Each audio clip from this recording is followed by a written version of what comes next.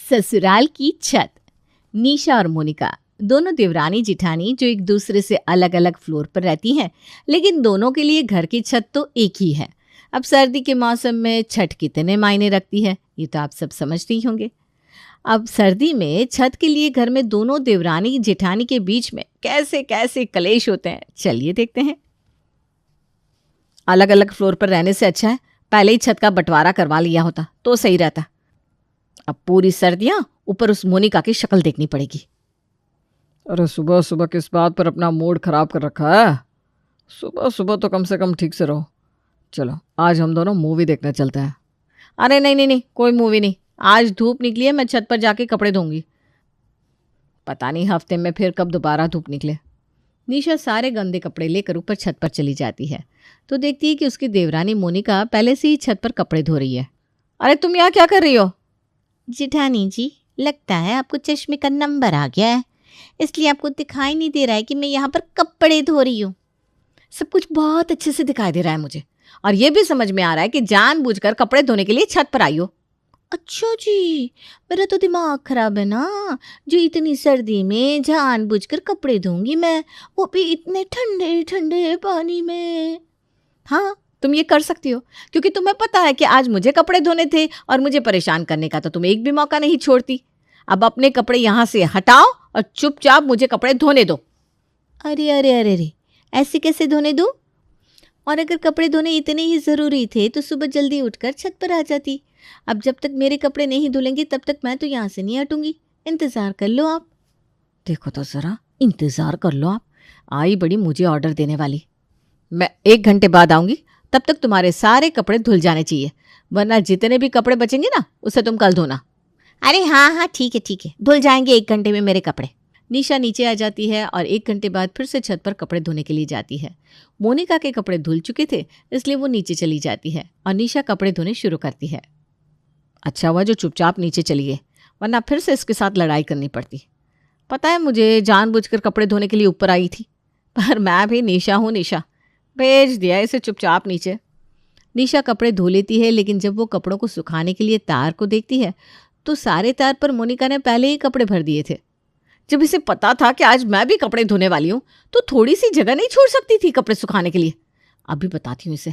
मोनिका, मोनिका! निशा मोनिका को आवाज लगाती है और मोनिका जल्दी से ऊपर आती है। अरे क्या हो गया?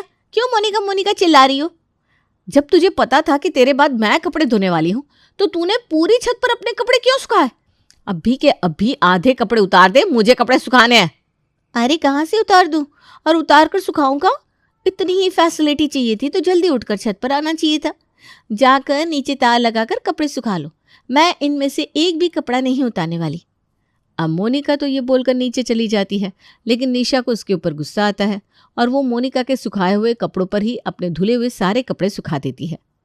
मत उतार कपड़े, अब पता चलेगा तुझे। शाम को मोनिका छत पर जाती है तो अपने सुखाए हुए कपड़ों पर निशा के कपड़े सूखते हुए देखकर उसका खून खौल जाता है और वो उसके सारे कपड़ों को नीचे गिरा देती है। तभी निशा भी कपड़े उतारने के लिए ऊपर आती है। ये क्या किया तूने? सारे धुले धुलाए कपड़ों को नीचे फेंक दिया। तो आपने इन कपड़ों को मेरे कपड़ों के ऊपर सुखाया क्यों? मैंने बोला था ना नीचे सुखा लो। अब जैसी करनी करोगी वैसा ही फल भोगोगी।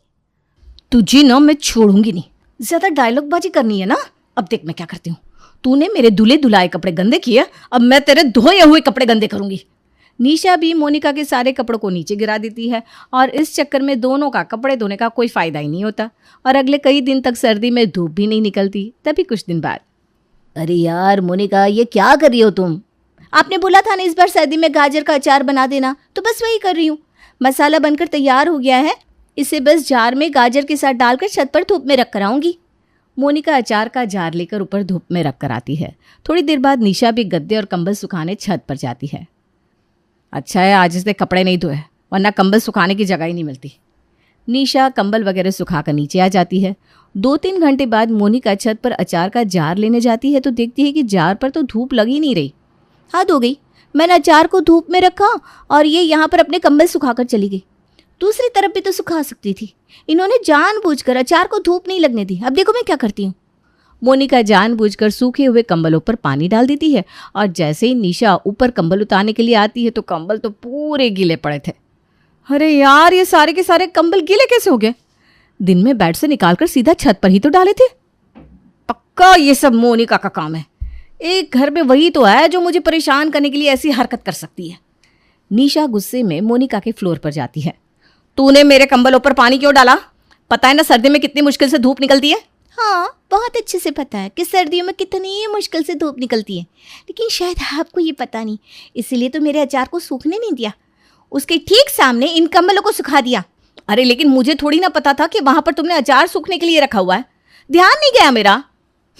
ये सब ना बहाने हैं, वरना इतनी बड़ी अचार की बन्नी आपको दिखी नहीं। अरे हद हो गई। मैं भला जानबूझकर ऐसा क्यों करूंगी? अब नहीं दिखी तो नहीं दिखी। कोई बात नहीं, एक बार नहीं दिखी तो क्या हुआ, अगली बार अच्छी तरह दिखाई देगी, क्योंकि आपको ये याद रहेगा कि अगर आपने फिर से ऐसा किया तो दोबारा से भी आपकी कंबलों का यही हाल होगा। तुम्हें तो मैं बस बस बस, मेरे सामने गुस्सा दिखाने की जरूरत नहीं है, मुझे और भी बहुत काम है। अब आप आराम से अपने फ्लोर पर जाओ और मुझे मेरा काम करने दो। अब सर्दी में जिस भी दिन धूप निकलती उस दिन घर में कोई ना कोई बखेड़ा जरूर होता। कुछ दिन बाद, मम्मा नीचे बैठकर ठीक से पढ़ाई नहीं हो रही, ठंड लग रही है, चलो ना छत पर चलकर बैठते हैं, धूप में थोड़ी देर बैठकर पढ़ाई कर लूँगा। ठीक है बेटा, चलो। इसी बहाने मैं भी थोड़ी देर धूप में बैठ जाऊंगी। निशा अपने बेटे रोहन के साथ ऊपर छत पर जाती है और वो दोनों चटाई बिछाकर वहां बैठ जाते हैं। रोहन अपनी पढ़ाई में लग जाता है। तभी थोड़ी देर बाद, मम्मी चलो ना छत पर चलते हैं, थोड़ी देर धूप में जाकर बैठते हैं। अच्छा चलो ठीक है, बस छत पर वो निशा दीदी है ना, वो सारा मूड खराब कर देगी। मोनिका भी राशि के साथ छत पर चली जाती है और राशि छत पर जाते ही गाना चलाकर डांस करना शुरू कर देती है। देखो मम्मा, मैं कितना अच्छा डांस कर रही हूँ ना। राशि प्लीज गाने की वॉल्यूम कम करना, मुझे पढ़ाई में डिस्टर्ब हो रहा है। नहीं रोहन भैया, अगर गाने की आवाज़ कम करोगी तो डांस करने में मज़ा नहीं आएगा, आप नीचे जाकर पढ़ लो। भला ये क्या बात हुई? अगर मेरा बेटा पढ़ रहा है तो जानबूझकर क्यों उसे डिस्टर्ब कर रहे हो? मुझे पता है मोनिका, ये सब तुमने ही करने के लिए कहा होगा राशि को, वरना छोटी सी बच्ची इतनी जिद क्यों करेगी? हद हो गई भी, मैं क्यों बोलूँगी? और अब आपने मुझ पर इल्ज़ाम लगा ही दिया है ना, तो अब देखो म्यूज़िक तो और तेज़ बजेगा। और बेटा तुझे पढ़ना ही है ना तो नीचे जाकर पढ़ ले, क्योंकि छत पर तो अब जब तक धूप रहेगी तब तक म्यूज़िक बजता रहेगा। अब इस बात पर फिर से उन दोनों की बहस छिड़ जाती है और बेचारा रोहन नीचे ही आ जाता है। कुछ दिन बाद, अरे निशा, हमारे घर में ये कुत्ता क्या कर रहा है? क्या कर रहा है? चुपचाप आराम से तो बैठा है। अरे मेरे कहने का मतलब है कि हमारे घर में अचानक एक कुत्ता कहाँ से आ गया? रोहन लेकर आया क्या कहीं से? अरे नहीं, वो पड़ोस वाली शिल्पा है ना, आज वो अपने किसी रिश्तेदार के यहाँ जा रही थी और अपने डॉग को भी साथ लेकर जा रही थी। तो मैंने बोला तुम क्यों परेशान होती हो, जब तक तुम अपने रिश्तेदार के यहाँ से नहीं आ जाती तब तक टाइगर को मैं संभाल लूँगी। अच्छा। चलो टाइगर, छत पर धूप निकली है, हम दोनों छत पर चलते हैं। चलो चलो चलो। अरे रुको, मैं भी चलता हूँ। ऑफिस में तो धूप नसीब होती नहीं, कम से कम छुट्टी वाले दिन तो थोड़ी धूप ले लूँ।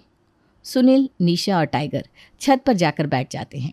तभी थोड़ी देर बाद मोनिका छत पर आती है तो टाइगर को देखकर डर जाती है और टाइगर उसे देखते ही भौंकने लगता है। बू बू बू बू बू। अरे छत पर ये पड़ोसियों का कुत्ता कहाँ से आ गया? दीदी हटाओ इसे, नीचे भेजो। अरे डर क्यों रही हो, कुछ नहीं करेगा। अभी तक आराम से बैठा था ना, अच्छे लोगों को कुछ नहीं कहता, पर पता नहीं तुम्हें देखते इसने भौंकना क्यों शुरू कर दिया। आपके कहने का मतलब क्या है? मुझे देखते ही इसने भौंकना शुरू किया। मेरे कहने का तो कुछ मतलब नहीं है, मैं तो बस ये कह रही हूँ कि तुम्हारे आने से पहले ये शांत बैठा था और तुम्हारे आते ही भौंकने लगा।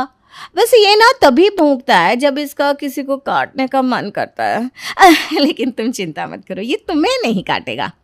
रहने दो आप, मुझे पता है आप जानबूझकर इसे ऊपर लेकर आई हो ताकि मैं छत पर धूप में ना बैठ पाऊँ। पूरी छत पर आपने ही कब्जा कर लिया है, कभी मुझे ढंग से सुख लेने ही नहीं देते। अरे मैंने कब कुछ बोला?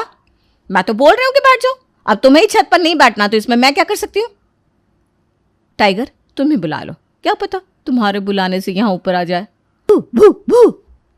निशा जानती थी कि मोनिका कुत्तों से डरती है, इसलिए उसने जानबूझकर पड़ोसन के उस डॉग को लाया था ताकि जब तक वो उसके पास रहेगा तब तक डर के मारे मोनिका छत पर नहीं आएगी। कुछ दिन तो ऐसे ही बीत जाते हैं। तभी कुछ दिन बाद, उस टाइगर का फ़ायदा उठाकर निशा भाभी ने मुझे इतने दिन तक छत पर बैठने नहीं दिया, लेकिन मेरा नाम भी मोनिका है। मोनिका, इस बात का बदला तो मैं उनसे लेकर रहूँगी, छत पर बैठना हराम कर दूंगी उनका। मोनिका छत पर जाती है और एक चूल्हे वाले को बुलाकर छत पर एक चूल्हा बनवा लेती है और पूरी छत पर उपले और लकड़ियां बिखेर देती है। अब मुझे पता है थोड़ी देर बाद निशा दीदी रोहन और सुनील भैया के साथ ऊपर आएगी और जैसे ही ऊपर आएगी वैसे ही मैं चूल्हे पर खाना बनाना शुरू कर दूंगी और जब उनकी आंखों में वो धुआं जाएगा आहा क्या मज़ा आएगा।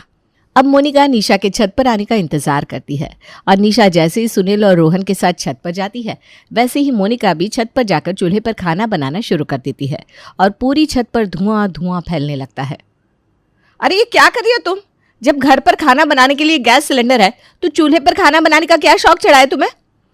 मुझे चूल्हे पर खाना बनाने का कोई शौक नहीं चढ़ा, लेकिन महेश जी को आज चूल्हे का खाना खाने का मन था और राशि ने भी कभी चूल्हे वाला खाना नहीं खाया, तो मैंने सोचा आज चूल्हे पर ही खाना बना लेती हूँ। आपको भी खाना है तो आपके लिए भी बना दूँ। बहुत अच्छे से पता है किसका कितना चूल्हे वाला खाना खाने का मन है, अच्छी तरह जानती हूँ। हमें परेशान करने के लिए ये सब कर रही है ना, ताकि इस चूल्हे का धुआं हमारी आंखों में लगे और हम परेशान हो। अरे दीदी आप दोनों कुछ ज़्यादा ही सोचते हो। भला मैं ऐसा क्यों करूँगी? आप भी ना कुछ भी सोचती रहती हो। चूल्हे की बात में सभी ये भूल जाते हैं कि छत पर रोहन की स्कूल ड्रेस सूख रही थी जो वाइट कलर की थी। अचानक रोहन का ध्यान उस पर जाता है और वो देखता है कि चूल्हे के धुएं से उसकी स्कूल यूनिफॉर्म बिल्कुल काली पड़ गई है।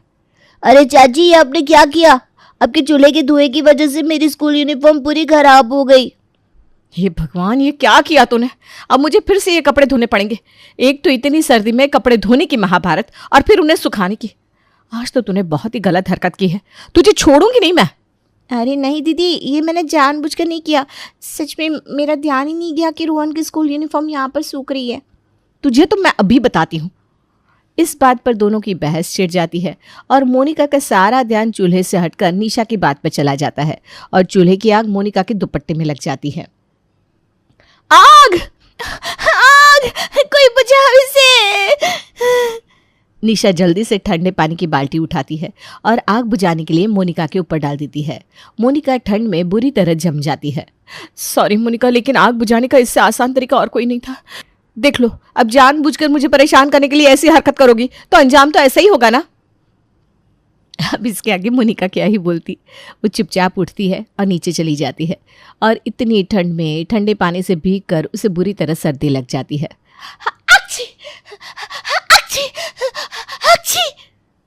अरे मोनिका, ये सर्दी कैसे लग गई तुम्हें? और अभी थोड़ी देर पहले तो तुम ऊपर चूल्हे पर खाना बनाने के लिए गई थी, अचानक बीमार हो गई, एकदम से क्या हो गया? ऊपर चूल्हे पर खाना बनाते बनाते मेरी और निशा दीदी की बहस हो गई। मेरे दुपट्टे में चूल्हे से आग लग गई। निशा दीदी ने आग बुझाने के लिए मुझ पर ठंडा पानी डाल दिया। मुझे सर्दी लग गई। अरे तो तुम्हें छत पर खाना बनाने की जरूरत ही क्या थी? मैं तो तुम्हें पहले ही कह रहा था कि चूल्हे पर खाना बनाना ही क्यों है, पर तुम ही थी कि मेरी बात नहीं मान रही थी। यहाँ महेश और मोनिका की बात चल रही थी और वहाँ निशा परेशान हो रही थी क्योंकि रोहन के स्कूल के यूनिफॉर्म से चूल्हे के काले निशान निकल ही नहीं रहे थे। हे भगवान, अब मैं क्या करूं? जब तक ये निशान निकलेंगे तब तक छत से धूप भी चली जाएगी। अगर हम दोनों के फ्लोर की तरह घर की छत भी अलग अलग होती तो ये सारी प्रॉब्लम ही ना होती। बस अब बात हो गया, अब तो छत का बंटवारा करना ही पड़ेगा। चलो जी ऊपर, उन दोनों से बात करने चलते हैं। निशा सुनील के साथ मोनिका के फ्लोर पर जाती है और छत के बंटवारे के बारे में बात करती है। अच्छा हुआ जो आप दोनों इस बारे में बात करने आ गए, क्योंकि हम दोनों भी आपसे इसी बारे में बात करने आने वाले थे। हम आज के आज ही इस छत का बंटवारा करवाएंगे। दोनों बहू की रंजिश की वजह से छत के बीच में एक दीवार खड़ी करवाकर छत के 2 हिस्से हो जाते हैं और अपनी अलग अलग छत पाकर दोनों बहू बहुत खुश होती हैं। लेकिन उनकी खुशी ज़्यादा देर तक टिकती नहीं। आज कितने दिन बाद आराम से कपड़े धोए। अब तो कपड़े सुखाने का भी कोई झंझट नहीं कि मोनिका आकर काम खराब कर देगी। निशा छत पर कपड़े सुखाती है, लेकिन अब छत इतनी छोटी हो चुकी थी कि थोड़े से कपड़े सुखाती ही छत कपड़ों से भर जाती है। अरे ये क्या हो गया? इतने से कपड़े सुखाते ही छत कपड़ों से भर गई। अभी तो इतने सारे कपड़े बाकी हैं, इन्हें कहाँ पर सुखाऊंगी? इससे अच्छा तो पहले की छत ही थी। इस छत का तो कोई फ़ायदा ही नहीं हुआ। इधर कपड़े सुखाने के लिए छोटी सी जगह होने की वजह से निशा परेशान हो रही थी और वहाँ मोनिका। अरे यार, छत पर गेहूं सुखाने के बाद कपड़े सुखाने की तो जगह ही नहीं बची। मैंने तो सोचा था छत का बंटवारा करके फ़ायदा होगा, लेकिन ये तो उल्टा नुकसान हो गया। अब एक साथ दो काम कैसे करूँगी? जब तक छत पर ये गेहूं सूखते रहेंगे तब तक मैं कपड़े नहीं धो पाऊंगी, और जब तक ये सूखेंगे तब तक तो धूप भी चली जाएगी। मम्मा, इसका मतलब अलग अलग छत करने का भी कोई फ़ायदा नहीं हुआ? इस पर तो मैं खेल भी नहीं पाऊंगी। पहले हमारी छत कितनी बड़ी थी, अब इतनी छोटी सी हो गई। अगर आप और ताई जी लड़ते नहीं तो ये प्रॉब्लम नहीं होती। सही बोल रही हो बेटा, लेकिन तब लड़ने से फुर्सत नहीं थी। अब तो कुछ हो ही नहीं सकता, जो है उसी में काम चलाना पड़ेगा। पहले तो देवरानी जेठानी छत के लिए लड़कर उसका बंटवारा करवा लेती है, और जब बंटवारा हो जाता है तो हिस्से में जरा सी छत आने के बाद दोनों पछताती रह जाती हैं।